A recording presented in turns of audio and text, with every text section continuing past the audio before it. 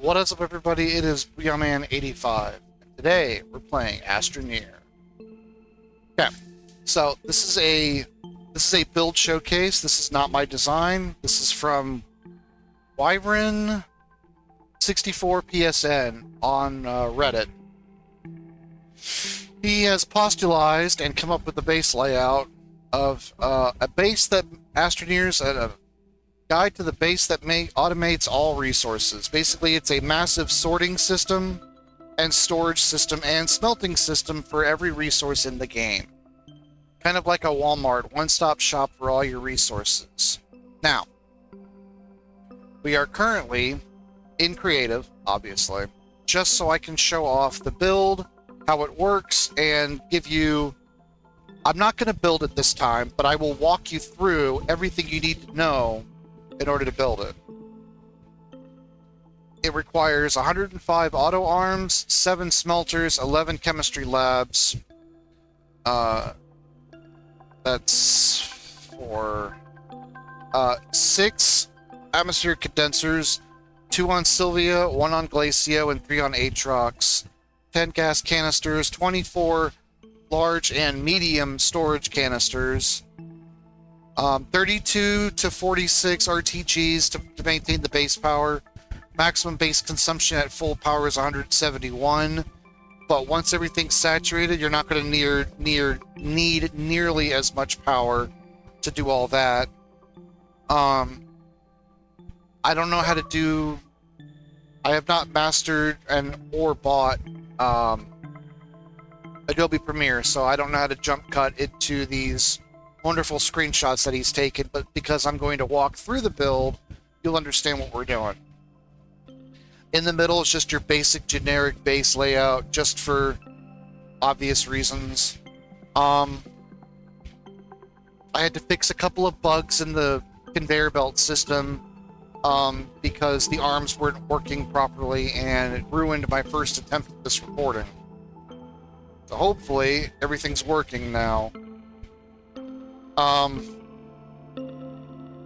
So forget all of this stuff back here. That's just, we'll go for that later. Ignore all of this. This is just for our base power. Here's your input line right here. And then, so, the input... Here, let me get a good view of this. Okay.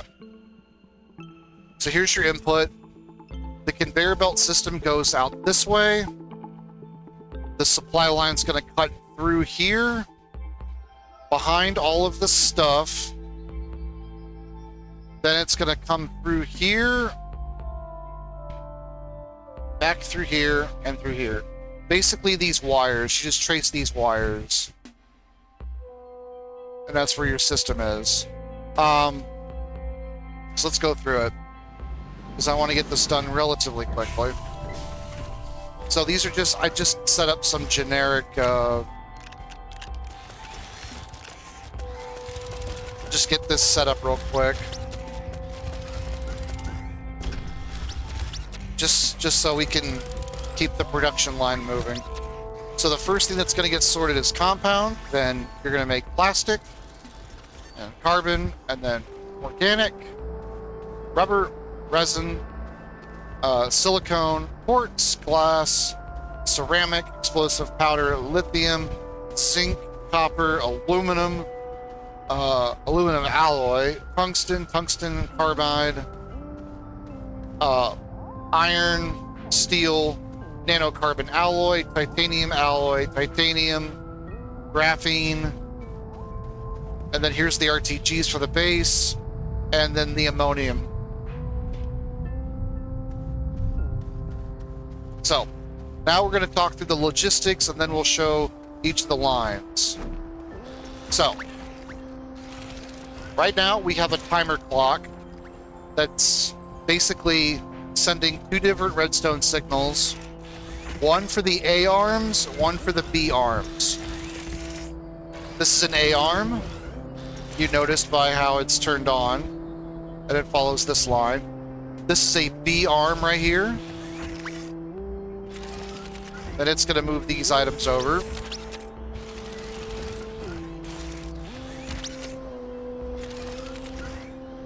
that is supposed to be... There it goes. Now it's fixed. I had to fix that arm in the last recording.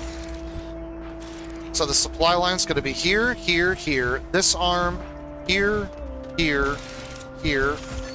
I'll walk through it slowly later, but right now we're just doing the supply line. Supply line's going to go through here. It's going to jump over those arms. Then it's going to get sorted here. Then it's going to go this way. Here, here, and here. Then it's going to go here, here, here. This arm, then here, here, and here.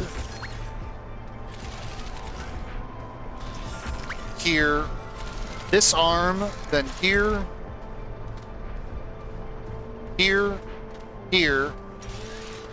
And then finally, this arm, and then this is your overflow. This is stuff that never got sorted properly, or all your extra stuff. Right now, we're taking the research samples and we're just sending them over there. So.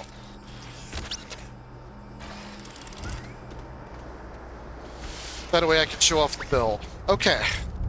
So that was the supply line. Now we're going to talk about how the system works. Best way to do that is to go to the timing sector.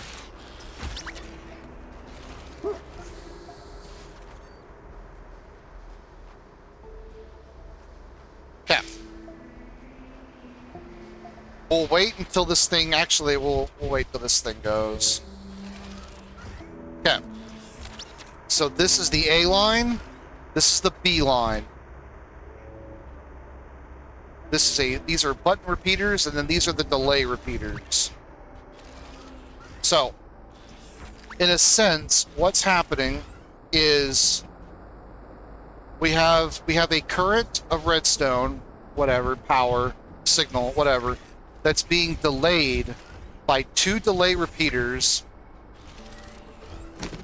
at max 25 delay. So there's 50 delays between every single one of the button presses.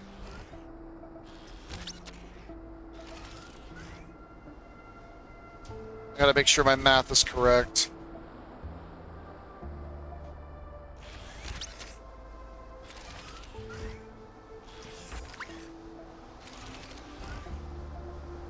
Okay. Alright, there's the B on.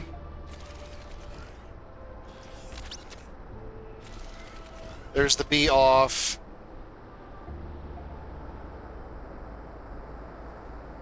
There's the A on.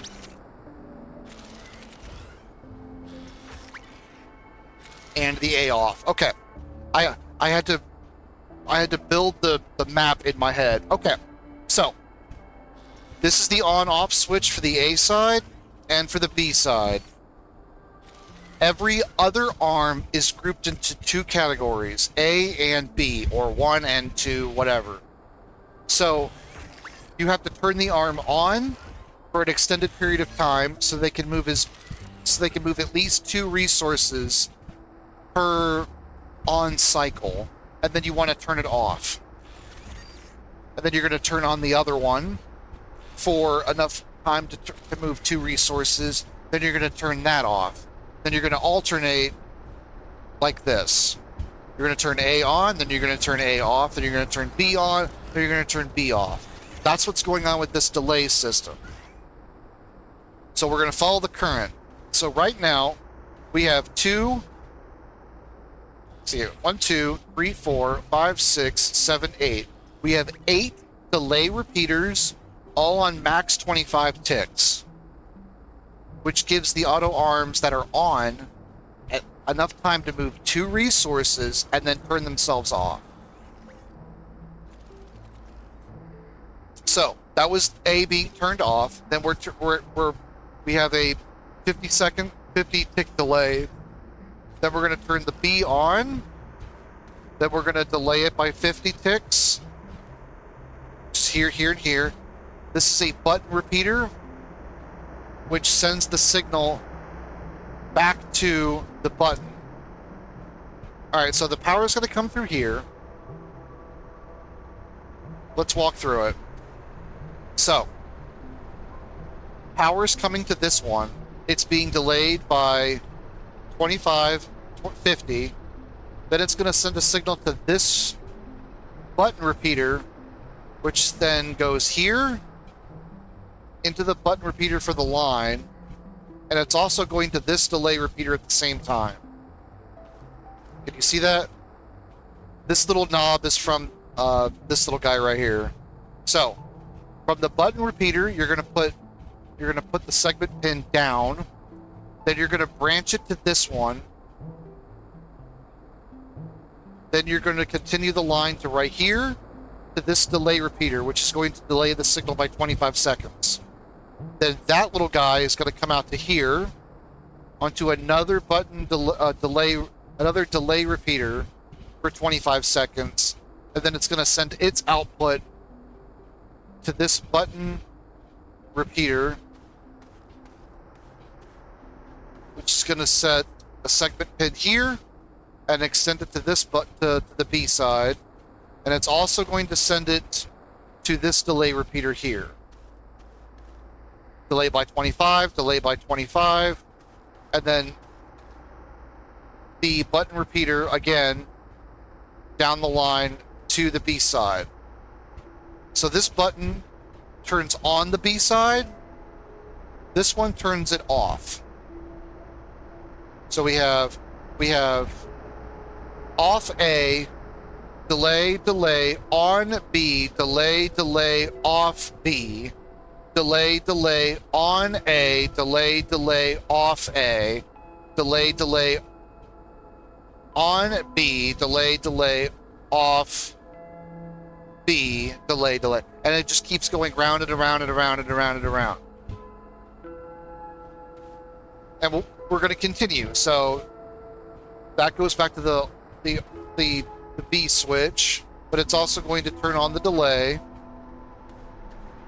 When it gets here, it'll set the signal to turn on the A side and then delay the signal. This one will turn off the A signal by branching it here and there and there. And it just goes around and around and around and around. Hopefully that's a pretty good explanation of what's going on. And you can see it working. So we basically have a redstone clock here with maximum tick delay repeaters. The only thing that's going to confuse people are these 4 button repeaters on the corners that are meant to just carry the signal back here. That's what the wires on the outside are for. Now, once you get that set up, you have an A button and a B button. Then you're going to take the line and you're going to run the segment pin to every other auto arm. So there's an A side auto arm, there's an A side auto arm, because they're powered by this line, and then the B line is right here. And this is a B arm. The B arm turns on, moves 2 resources, and then gets turned off. See how that works? So that there's enough time between each power cycle for each arm to move 2 times, giving you enough time to sort through all the material in the conveyor belt. Because if it was too fast, you wouldn't be able to move anything, and if it was too long, you might speed is of the essence. And it already takes enough time to turn them on and turn them off again. So you want efficiency. Now, I've walked through the production line, and I've walked you through the timing sectors. Now, let's see how the sorting system actually works. The first platform to come to is the auto arm that detects whether or not there's any compound here. Now, I'm going to grab this compound real quick. Now, this is a demonstration, because we're creative. When you pick up something, D-pad right will copy it, and D-pad left will delete it. whatever you're holding, which is really cool. So, in this demonstration, I'm going to show you this little guy right here. Actually, that wasn't enough. I didn't copy it. See? So if there's compound here, this auto arm is going to detect it, and it's going to grab it, and it's going to put it in the storage bin. This is why we have the 50 tick delay repeaters. It allows this arm over here enough time to move the two items from this pad into the storage bin before the auto arms push it further down the line. Okay, so green is the input, blue is the output. And these do have the output turned on, so you can grab it. So, this one's going to find the compound on the supply line, stick it in the bin. This arm is backwards. It's not backwards. This is going to take it's going to take the compound out of the bin and put it in the chemistry lab. Each one of these chemistry labs and smelters is set for one resource production. That's why we're talking about oversaturating the line so that we don't have to worry about moving the resources ourselves. Now, we're going to backtrack. Okay. This one is taking compound and carbon and making plastic. This plastic is a small container because we don't want to overproduce this resource because it takes a while to make.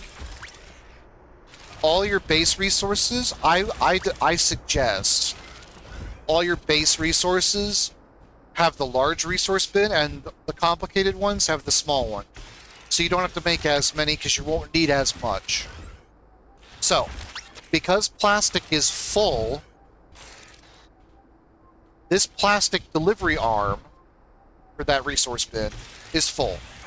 Therefore, the chemistry lab is full. Therefore, all of the supply arms that are bringing the carbon to the chemistry lab are full because the compound is full. You see how we're overstocking this?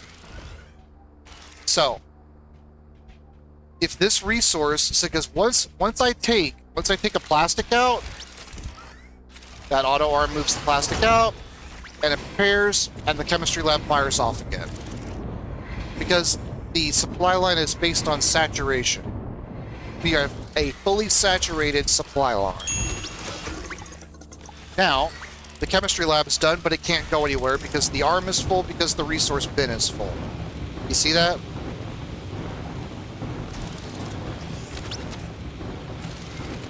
So,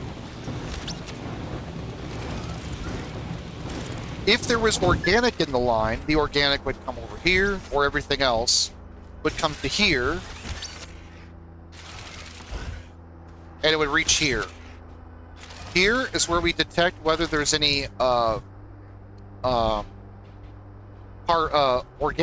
in the production line, and if there's organic in the production line, the organic from here gets put directly into the bin. But we also need to pull out the organic twice. These two are taking the organic out of the bin and putting it here to be smelted into carbon. Carbon is being taken out with this arm to be put into this bin, which is then open to be taken out for the chemistry lab we just saw. And it's also being taken out of the resource arm to be put into this chemistry lab to make the rubber. Then, because rubber canister is full, this arm is full, which means the chemistry lab has already produced a rubber, which is right here. And then the two resources for the next batch are already set in stone because we're talking about saturation. Okay. Then from right here, This pad is to detect the resin, which will pull the resin off, stick it in the container, which then will pull the resin out with this arm and this arm to go to the rubber and to the silicone. And then the silicone is being put into silicones here. We're pulling the resin out. Silicone is then put into here. Because the container is full, because the arm is full, then the chemistry lab is finished. Therefore, it's saturated.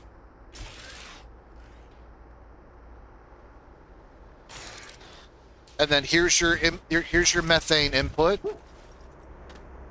So we have medium gas canisters. Output is enabled. This will detect whether the...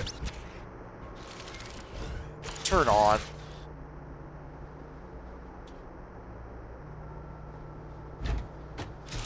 Why is these arms backwards?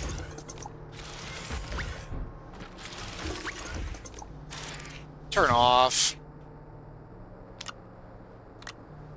I don't know why some of these arms got turned backwards. That kind of bothers me, actually. Okay.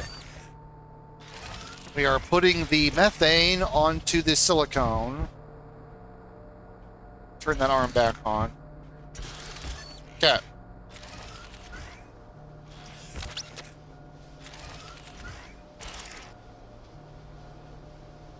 Okay. Methane is coming out of the gas canisters and put into the chemistry lab to make the silicone. Everybody follow me so far?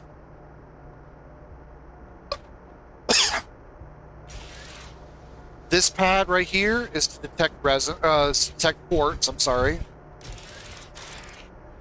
The quartz is being grabbed off the supply line, put in the canisters, taken out to put into the silicone, and taken out to put into the smelter, which is making glass, which is being taken out and put into the glass canister.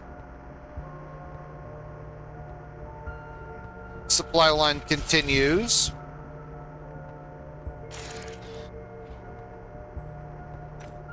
Once it gets here, we are detecting whether we have any clay. Clay is going to go in the smelter.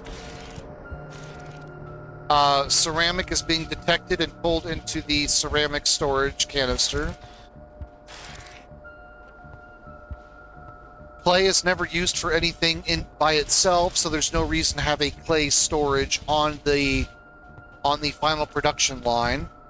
So you can always smelt clay into ceramic because clay is never useful ever.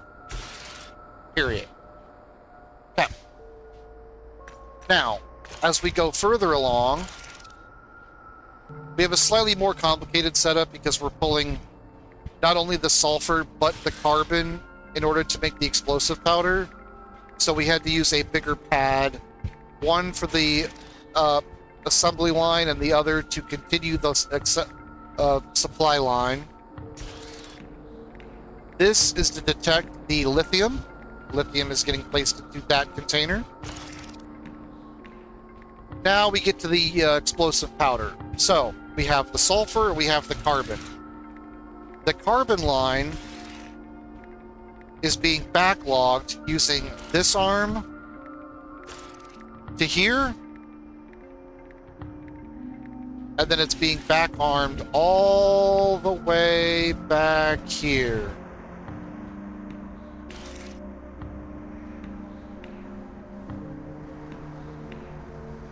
So what's happening here is because we've already got a carbon arm after the carbon production and after the storage bin to put the items successfully into the chemistry lab, we're also sending whatever else is, once this is full and saturated, we're sending the rest of the carbon to this platform using the same exact arm because we have the spacing properly.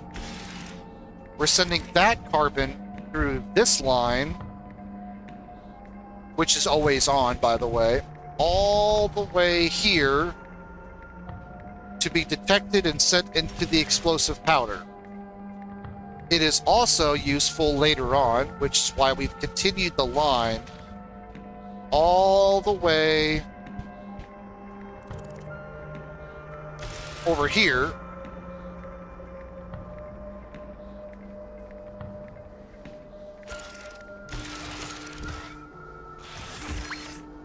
I don't know why that arm was off for some forsaken reason.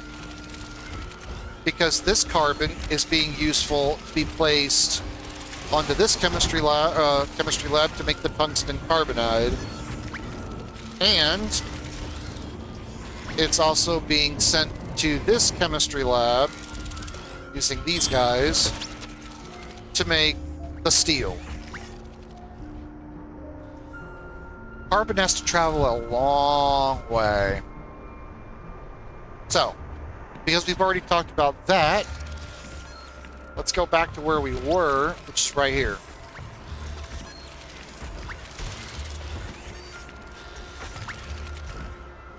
Now, once the items get here, the lithium is also sorted, but also zinc,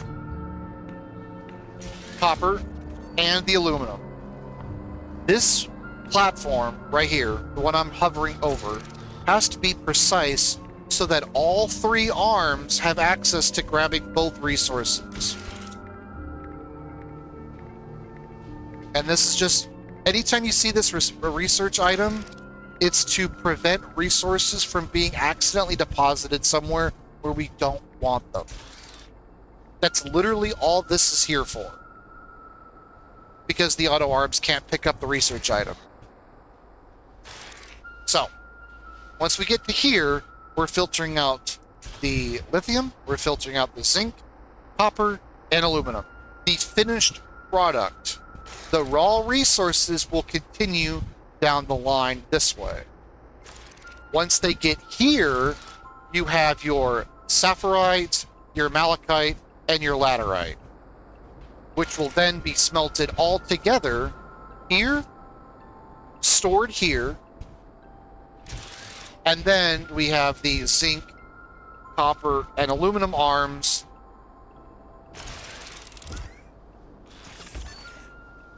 that will then deposit the item into their corresponding storage devices. Yep. Now, do note, this is a really good point. Because these three arms have resources to deposit onto this platform, all three of these dispensers, resource containers, need to be full or at least have at least one item of their corresponding resource in them in order to sort them properly. Otherwise, you'll get the situation where if any of these canisters go empty, you'll start getting mixed results where these get put into the wrong canister. See what I'm saying? So you always got to make sure there's at least a few of each resource in the corresponding correct canister. Otherwise, you're going to get problems. Yeah. So, once the aluminum, copper, and zinc is deposited into the canisters, now we go on to phase 2, which is the copper and aluminum to make the aluminum alloy. So, the aluminum alloy is full, therefore the arm is full, therefore the chemistry lab is done, therefore the inputs are full, therefore the arms are full, so that we have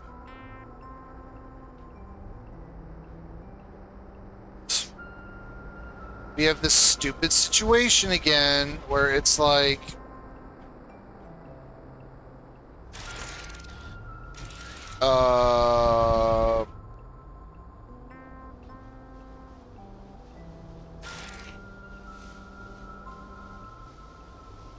why are these arms backwards? Alright, turn that arm off. I'm gonna pick this thing up.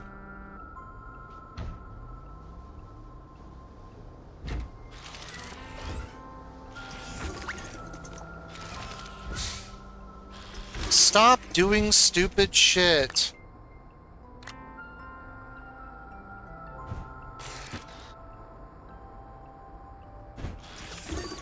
There we go.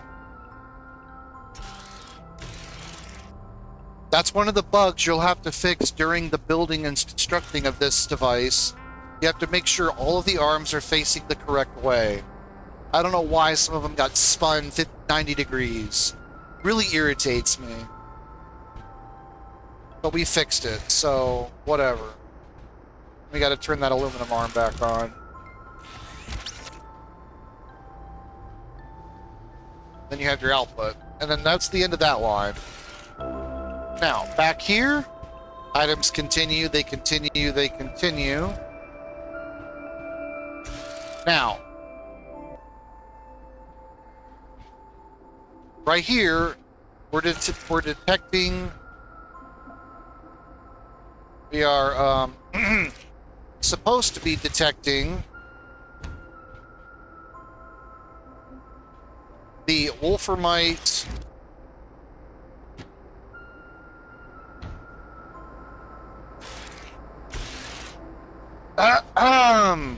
we're supposed to be detecting the wolframite and the tungsten, which will be sent to this smelter, which will then be smelted into the corresponding tungsten and deposited into the large storage bin. And because we're detecting both wolframite and the finished product, both of them go here. This arm can grab both because they'll be combined, whatever. Wolframite will get smelted and get stored, and then will be grabbed as finished product into the bin. Yeah. Then we're going to keep going along.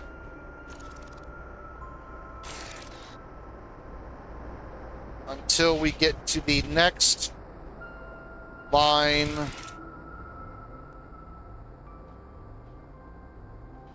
Yep, see, these bins are sideways again.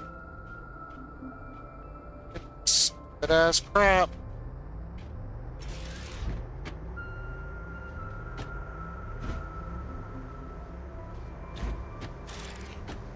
Here you have your hematite and your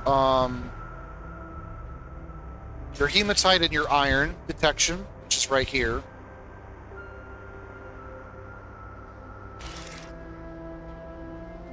And then the line continues. Alright, so we had the tungsten. Alright, so then tungsten comes out, goes here to make the tungsten carbide. We've already covered the carbon. Then it goes here. So because the tungsten carbide is full, the arm is full, the lab is full, saturation is complete, and we can move on with our lives. Alright, here's the iron. So iron goes in, iron comes out. Iron and carbon together make steel. Steel's full, arm is full, lab is full, and then your argon's right here. Argon, argon, argon, boom. Now, you will notice that these platforms have to be delivered manually. They have to be dropped off manually. Yes, that's the only problem with the system. However, we have given you a space for 2 storage containers of gas. So, again, you're going to have to fully saturate the line in order to maintain production. But once it's full, you only have to, you'll have enough time when one goes dry to go and refill it and then bring it back, and you're full again. So, next order of business. Oh yeah. So, the steel comes out. Here's the titanium. So here's your nanocarbon alloy right here. So you have your steel.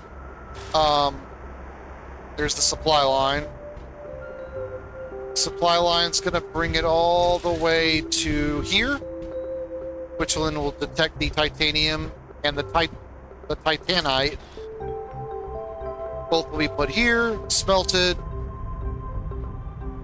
and this arm will put it in the titanium storage bin, which will pull it out, along with the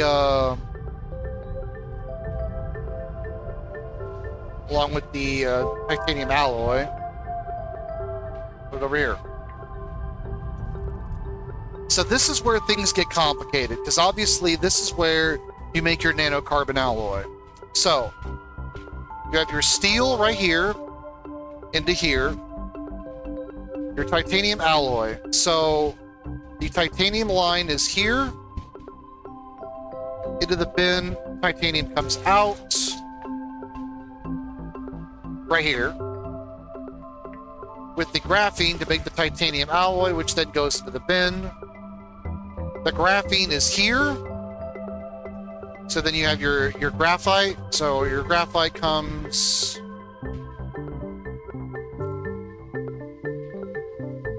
How do we pick up the graphite?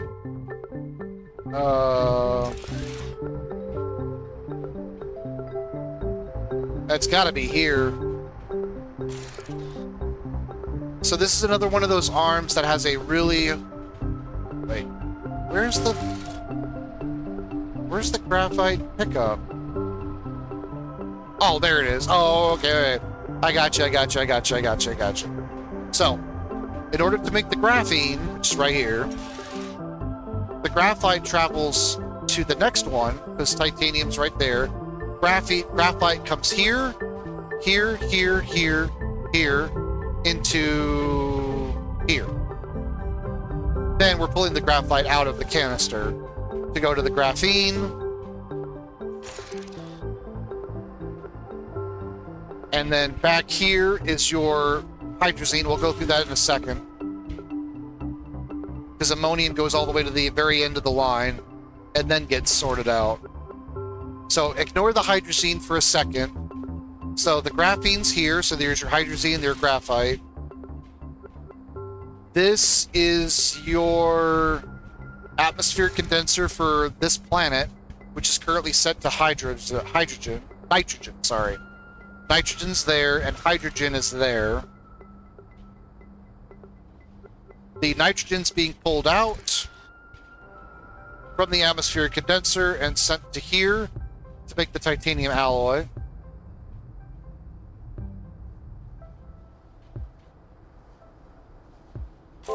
There's your helium for your nanocarbon alloy.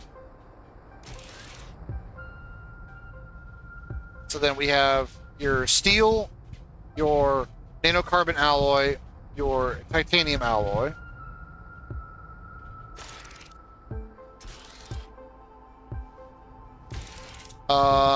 We covered that, we covered this.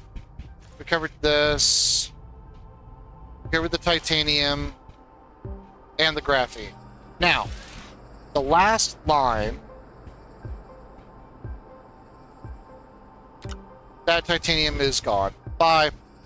Alright, so here we're sorting both the graphite and the ammonium.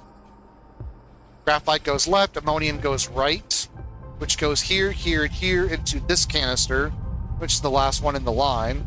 Then we're pulling the ammonium out here, here, here, here, here, here, and here. To here. Two ammoniums create hydrazine. Hydrazine is then being picked up and stored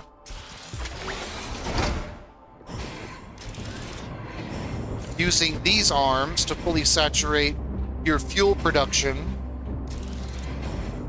right here. And then your hydrogen is being created here and then sent into the system for the chemistry lab. And because hydrogen is not used for anything else over there, we don't have to worry about storing it in this mess. Actually, wait. That's sulfur. Yeah. Hydrogen is only used to make the fuel, which is the hydrazine. Therefore, it can be stored back here where no one cares about it.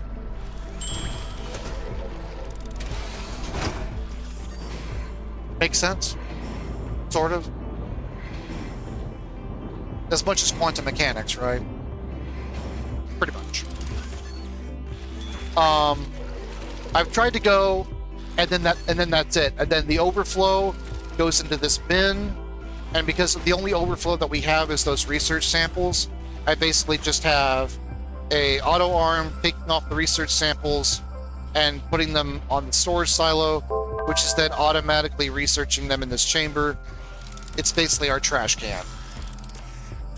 and then everything that can't be researched is just going to stay on this pallet. I've just overbuilt the pallet using the large silo Bs and the medium storage silos in order to have maximum storage, so that we can keep talking and the assembly line can keep running while I'm talking. Right now, we're just filling up all the hydrogen canisters. So then you have your infinite shuttle fuel.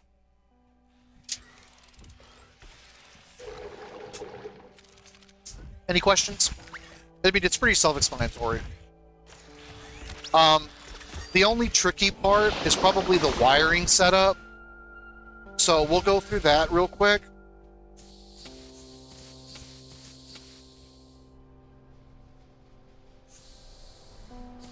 Alright, so we're going to use the A button first. So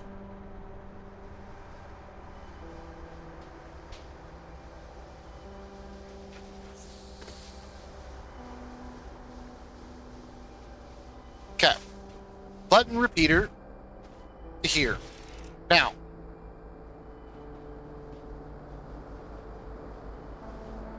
you can only extend these lines 12 times. So you have to be very specific on how you work this. Okay. So the inside line is A, the outside line is B. So from the button repeater, you're going to go there, then you're going to go here, then you're going to send one of these pins to this arm, and one of them to the very first arm right there. That's a B arm. There's an A arm. That's a B arm. That is the A arm. So then once you do that, that's 4 segments. That's 3. 1, 2, 3. This is 4. 5. 6. Skip that arm. 7. 8. 9. 10. Or 11. I don't remember. Now, because you're at the end of the line, we have to keep extending this signal. So you just put down another normal button repeater and connect the end of the segment to this button repeater. And then we can keep going. Then we're going to bring it here. And then we'll do it to that arm. That's a B arm. Then you're going to bring it to here. Then you're going to go to that arm. Then you're going to skip that arm. And you're going to go to this arm. Here and here. Now we're at the end of the line. So you need to put down another button repeater and then finish the line by connecting it into the next button repeater. Then you're going to skip the B arm. Then we're going to go to the next A arm. We're going to skip the B arm. We're going to go to the next A arm. We're going to skip the B arm. And then into the very last button repeater, into the very last A arm. Yep.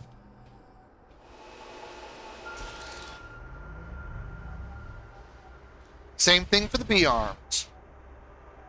You're going to take the connection out. You're going to put it there. You're going to bring it over here into the first B arm. Then you're going to skip the A arm.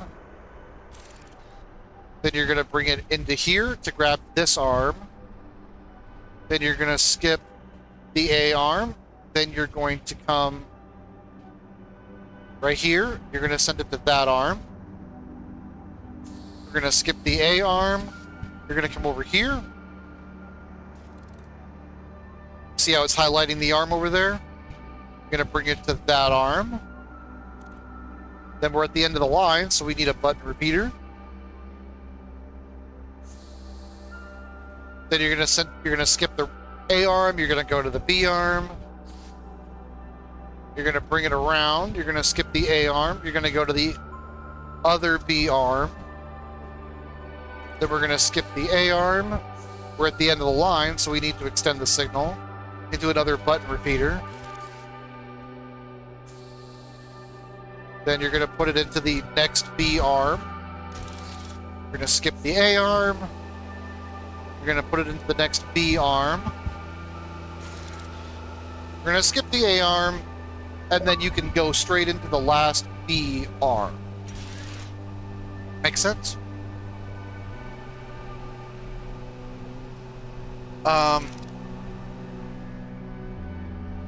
That is the entire build. Done.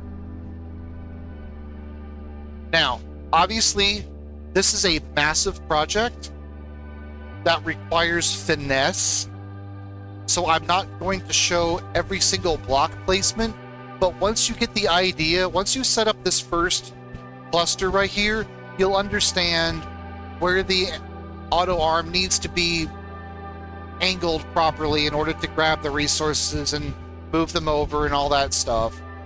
But if you watch back the video slowly and pause and take screenshots of the video, which I don't mind, you'll be able to, you can figure it out. It's not, it's not ridiculous. I was able to recreate this just using the screenshots. I had to pull them up in MS Paint and then zoom in really far, and I had to look at pixelations. I had to look at pixels the entire time to find out where all the arms needed to go, and I've recreated it from scratch. So obviously it's not my design. So I was able to do it, and I have a relatively advanced leveled brain, so I mean, 104 IQ, above average. I put it together. So, yeah. It's not, obviously this is going to take a lot of material. You're going to have to destroy like half of every single planet in order to build this. So by the time it's built, you won't even need this kind of setup. But I'm assuming that this would be wonderful if you were setting up a dedicated server and you were in creative and everybody else was in survival, and you built this structure so that other people could use it, and then you're basically got this built as a factory on a clean map where no resources have been gathered. You would just have a bunch of empty canisters, and then you go, hey guys, come here for your resources and go nuts. Help me top off all the canisters, and we have infinite stuff. But it's one way to do it. I hope everybody's enjoyed this tutorial / overview. All links to the all links to this build and the original Reddit post and stuff will be in the description of the video. And